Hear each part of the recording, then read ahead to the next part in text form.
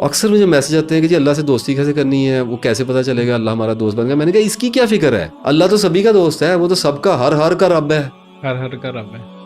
اس کی آپ کو کیا پرواہ پڑ گئی, آپ کو کیا پریشانی پڑ. آپ بتائیں آپ اللہ کے دوست بن گئے ہیں کہ نہیں بن گئے. یک طرفہ محبت ہوتی ہے اللہ سے, شروع کر دیں بس. ایک آدمی ابھی یہ ویڈیو دیکھ رہا ہے کہ میں نے اللہ سے دوستی کرنی, وہ ہو گئی دوستی.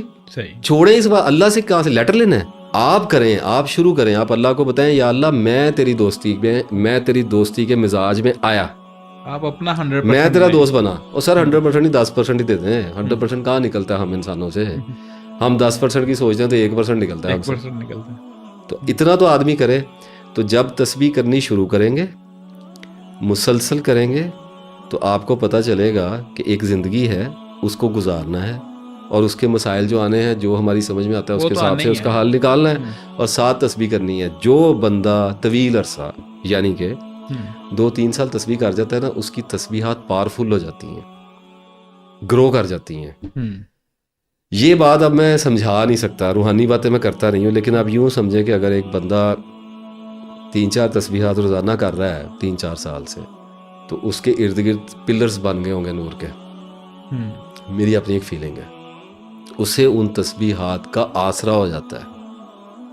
کئی بلائیں ڈلتی ہیں سر, جب آپ 8-10 سال اللہ کی دوستی کے مزاج میں رہیں, خطائیں کرتے رہیں, آپ کا دماغ الٹتا رہے, آپ کی ترجیحات آگے پیچھے ہوتی رہیں, آپ پھر پلٹ کے آتے رہیں, کیفیات آپ سے چھین لی جائیں, لیکن آپ اللہ کو یاد ہی کرتے رہیں, تو اتنے عرصے کے بعد 2-3 سال 4 سال 5 سال کے بعد ایک مسلسل کیفیت پیدا ہوتی ہے. آپ شادی شدہ ہیں, آپ کے ذہن میں ایک مسلسل کیفیت ہے کہ میں شادی شدہ ہوں, آپ کا بچہ ہے, آپ کے ذہن میں مسلسل ایک کیفیت پیدا کر دی گئی ہے کہ آئی ایم اے فادر. یہ کیفیت ہے, یہ ایک نوئنگ ہے, یہ ایک انڈرسٹینڈنگ ہے, یہ ایک سینس آف انڈرسٹینڈنگ ہے کہ آئی ایم اے فادر. اسی طریقے سے میں اللہ تعالیٰ کے فضل سے تسبیح کرنے والا ہوں, یہ کیفیت پیدا ہوتی ہے, یہ ایک انڈرسٹینڈنگ ہے, یہ کیفیت بن جاتی ہے. آپ کو اس پہ مان ہو جاتا ہے, یہ مان آپ کے کام آتا ہے, یہ آپ کے آگے چلتا ہے, آپ کے پیچھے چلتا ہے, آپ کو پروٹیکٹ کرتا ہے. بلائیں تو آتی ہیں نا, بالکل ایسی آزمائشیں تو آتی ہیں, ٹراما تو آتا ہے, فیئرز تو آتے ہیں, لیکن جب وہ بلا آپ کی طرف بڑھتی ہے, اور جب آپ سے چھین لیے جاتے ہیں وسائل, اور اسباب سے آپ کو تہی دامن کر دیا جاتا ہے, تو وہ کیفیت سب سے آگے ہو کے کہتی ہے کہ یا اللہ میں تیرا تسبیح کرنے والا ہوں. پھر اللہ آتا ہے, پھر معجزے بھی ہوتے ہیں, پھر ایسے ایسے کام ہونے شروع ہو جاتے ہیں جو آپ نہ کسی کو سمجھا سکیں, نہ کسی کو بتا سکیں. اب بولی جاؤں نا, کیا بتاؤں, وہ سمجھ میں نہیں آنے والے ہوتے ہیں. اللہ کر رہا ہوتا ہے, آپ کو پتا تو یہ کیسے ہو گیا, یہ کیا ہو گیا, وہ کیا ہو گیا, یہ والا کام کیسے ہو گیا. یہ میں پھنسے رہیں گے آپ کام کے اندر, ڈپریشن نہیں آنے دے گا یا اسلام ہو.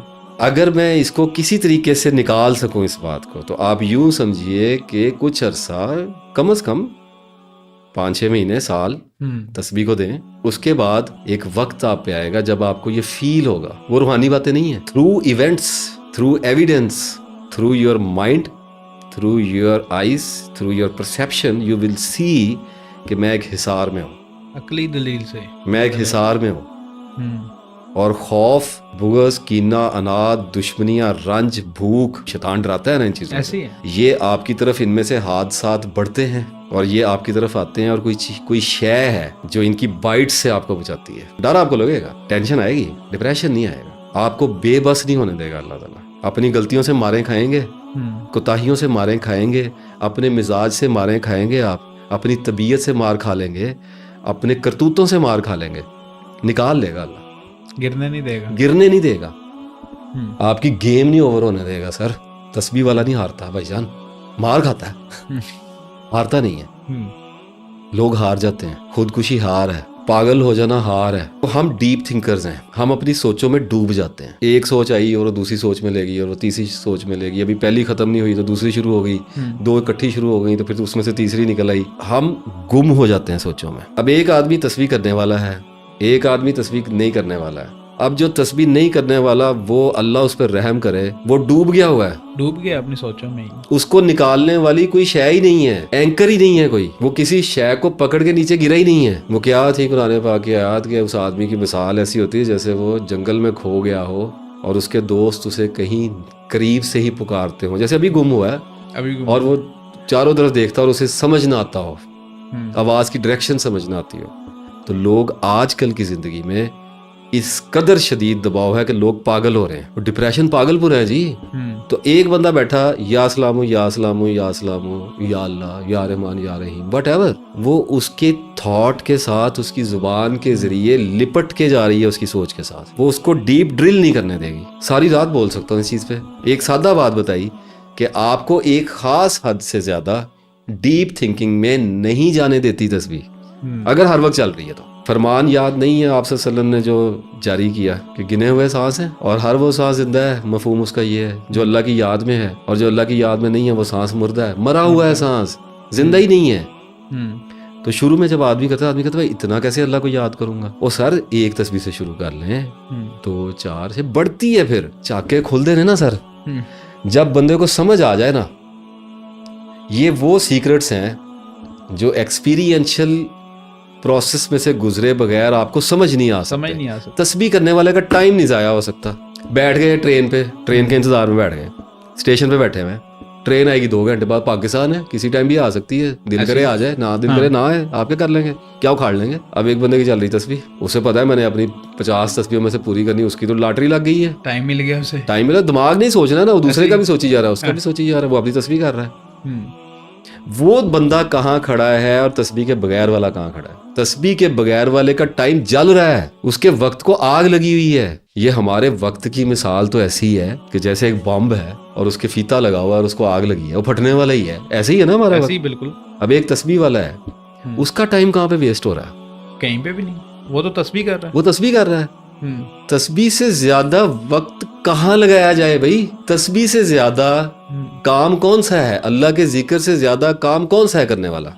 کوئی کام وہ سب سے ضروری کام کر رہا ہے, اور اس ضروری کام کے اندر وہ اپنے سارے کام کر سکتا ہے. نہ وضو کی قید ہے, نہ سوچ کی قید ہے, نہ آنکھوں کی قید ہے, نہ کمروں میں بیٹھنے کی قید ہے, نہ مسجدوں میں جانے کی. آزاد ہو گئے آپ, عبادت جاری ہوگی آپ کی, عبادت آپ کی چل گئی. سر فرشتوں کی عبادت دے دی انسان کو, اور کیا چاہیے تھا.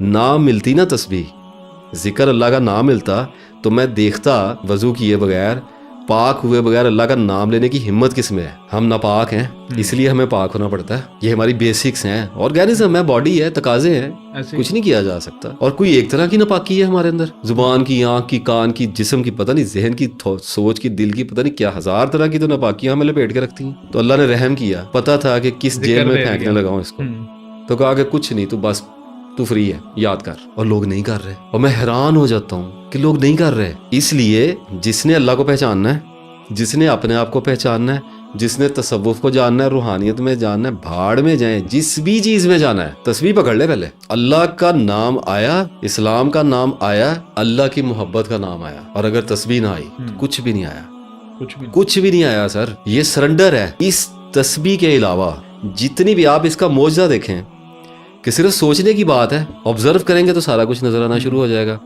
اس تسبیح کے سوا جتنی بھی ریپیٹیشن ہے ہماری لائف میں, ہیبٹ فارمنگ ہے, وہ ہم ریپیٹ کرنا چاہ رہے ہیں, ہم کسی بھی چیز کو دہراتے ہیں, ہمیں عادت ہو جاتی ہے, وہ ساری ہمارے مائنڈ کو ڈل کرتی ہے جناب. تسبیح نہیں کرتی آپ کے مائنڈ کو ڈل. تو قصہ مختصر, بہت لمبی ہوگی ویڈیو. میں تسبیح کے اوپر ڈیمانڈ بھی بہت زیادہ تھی ویڈیو کی, اور میں ابھی بھی بولنا چاہ رہا ہوں مزید تسبیح کے اوپر, لیکن بات وہی ہے کہ پھر ریکمینڈڈ نہیں ہوتا اتنا زیادہ, لوگ ڈائجسٹ بھی نہیں کر سکتے. جو تسبیح کرے گا اس کو ڈپریشن نہیں آئے گا. واپس موضوع کو میں جہاں سے ٹوٹا تھا وہیں سے جوڑتا ہوں کہ ڈپریشن نہیں آئے گا, ٹینشن آئے گی, انگزائٹیوں میں رہ لے گا, ڈپریشن میں نہیں جائے گا. یعنی کہ پاگل نہیں ہوگا. اللہ آپ کو ہارنے نہیں دے گا, آپ کی عقل کو معاف نہیں ہونے دے گا, زائل نہیں ہونے دے گا, آپ کی عقل کو سلب نہیں کرے گا. وہ ہو جاتا ہے نا بوڑھے بابے 4 پہ لیٹے ہوتے ہیں, وہ نہیں ہونے دے گا آپ کو. اس سے زیادہ کھل کے کیا بتائیں. آپ گزرتے جائیں گے اور آپ نکلتے چلے جائیں گے. زندگی کی دوڑ سے شیطانوں کے ہاتھوں میں اچک نہیں لیا جائے گا, سیکیور رکھا جائے گا. ہاں باقی کام کرنا پڑے گا اپنے نفس کے اوپر. اگر پرائرٹیز ڈیفائن نہیں کرتا, اگر اپنے آپ کو ٹھیک کرنے کی کوشش جاری نہیں ہے, اپنی سی کوشش جو مقدور بھر اللہ تعالیٰ نے اس کو توفیق عطا فرمائی ہے, اس کے حساب سے اگر کوتاہی کرے گا تو پنشمنٹ تو آئے گی. وہ تو سسٹم ہے دنیا کا, ایکشن کا ری ایکشن ہے. اللہ کی فطرت میں, اللہ کے کلمات میں تو تبدیلی ہے ہی نہیں ہے. دنیا تو رولز پہ چلتی ہے نا, وہ آئے گی. لیکن ایک راز یہ ہے کہ بچا لیا جائے گا, بچا لیا جائے گا, لیکن یہ اچھی خبر نہیں ہے, مار بہت پڑ جائے گی اس سارے چکر میں, ٹائم بھی لگ جائے گا, ٹائم بھی لگ جائے گا. تو کیا ہے, محنت تو کرنی چاہیے, تسبیح کے ساتھ محنت کو زیادہ کر دینا چاہیے.